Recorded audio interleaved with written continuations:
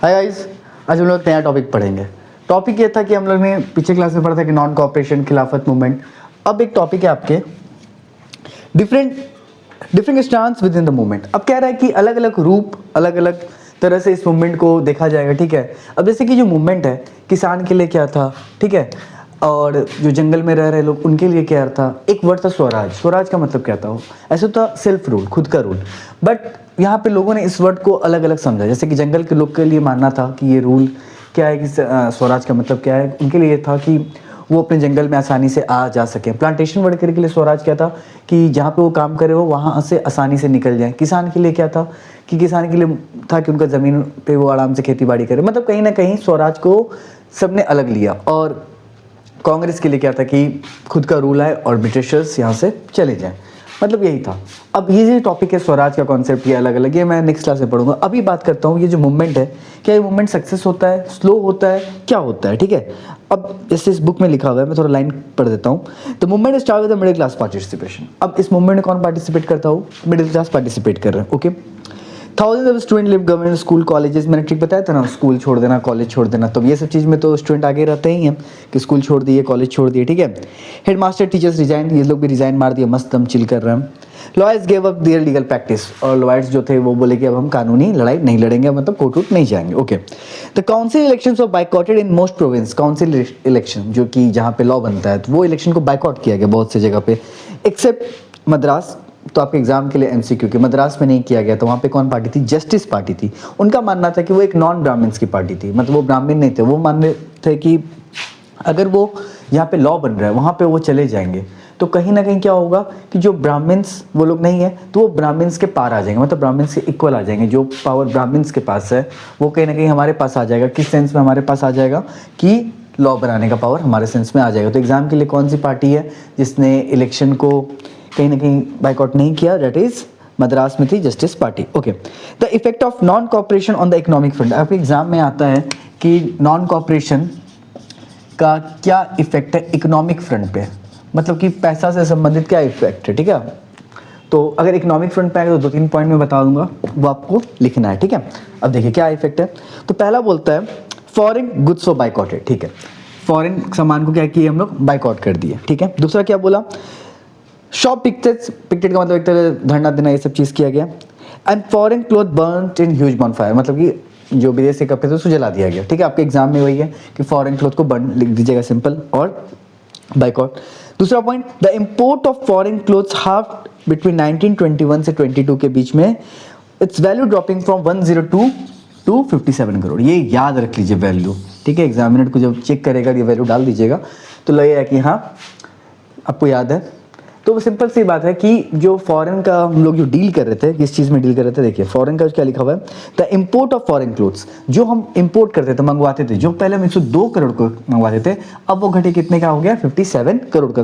तो economic front पे बात करें ना, पैसा से रिलेटेड सब कुछ चल रहा है। ओके, बहुत से प्लेसेस पे मर्चेंट्स एंड ट्रेडर्स क्या बोले कि हम फॉरेन गुड्स, व्यापारी क्या बोले कि हम फॉरेन का जो सामान है उस पर ट्रेड नहीं करेंगे। ठीक है, As the boycott movement spread, people began discarding important clothes. और जैसे जैसे boycott movement स्टार्ट हुआ, लोग import कपड़ा ये सब चीज़ नहीं पहन रहे थे, नहीं एक्सेप्ट कर रहे थे। ठीक है, and wearing only Indian ones, मतलब भारत में जो कपड़ा बनता था वो पहनते थे। Production of Indian textile mills and handlooms went up. Okay, तो जो भी भारत के हैंडलूम्स थे, मिल्स थे, ये सब चीज़ बढ़ गया। मतलब सिंपल था। अगर आपके इकोनॉमिक फ्रंट में क्वेश्चन आएगा क्या हुआ तो आपको बताना है कि फॉरेन क्लोथ्स वर पिक्टेड। ओके, जो वैल्यू ड्रॉप हो गया इंपोर्ट से 102 से 57 करोड़। ठीक है, लोग मर्चेंट्स ट्रेडर्स फॉरेन क्लोथ्स में डील नहीं कर रहे थे, फिर पिक्टेड मतलब धरना दिया गया शॉप्स पे। ये हो गया इकोनॉमिक फ्रंट पे।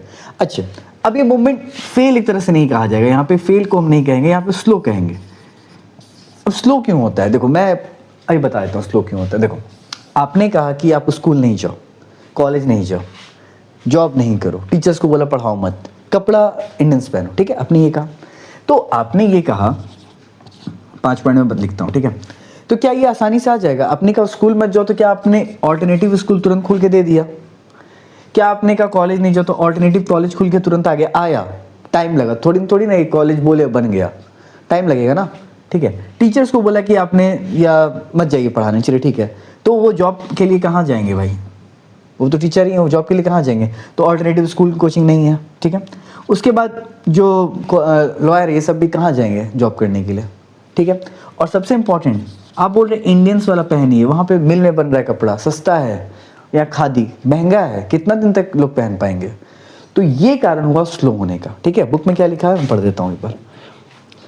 But this movement the cities gradually slow down for variety of reason. अगर आपसे एग्जाम में आएगा कि नॉन कॉर्पोरेशन मूवमेंट स्लो क्यों हो गया, तो पहला रीजन क्या है, खादी बहुत महंगा था। अब खादी तो बोले कि चलो पहन लेंगे, ठीक है, बट खादी महंगा है। दूसरा क्या बोला, वही जो मिल में सस्ता होता था, ठीक है। दूसरा चीज क्या बोल रहा है, similar to the boycott of British institution posed a problem for the movement to be successful. Alternative Indian institution had to be set up so that they could be used in place of British one. अगर आपने कहा है कि ये नहीं करो तो आपके पास कुछ ऑल्टरनेटिव होना चाहिए ना।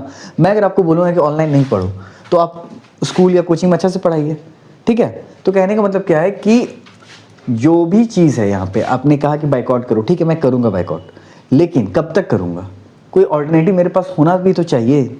नहीं हुआ तो मैं कब तक घर पे बैठा रहूँगा, टीचर्स कब तक घर पे बैठेंगे, कोई जॉब कब तक नहीं करेगा, 1 महीना 2 महीना, उसके बाद तो यार पैसा चाहिए इंसान को।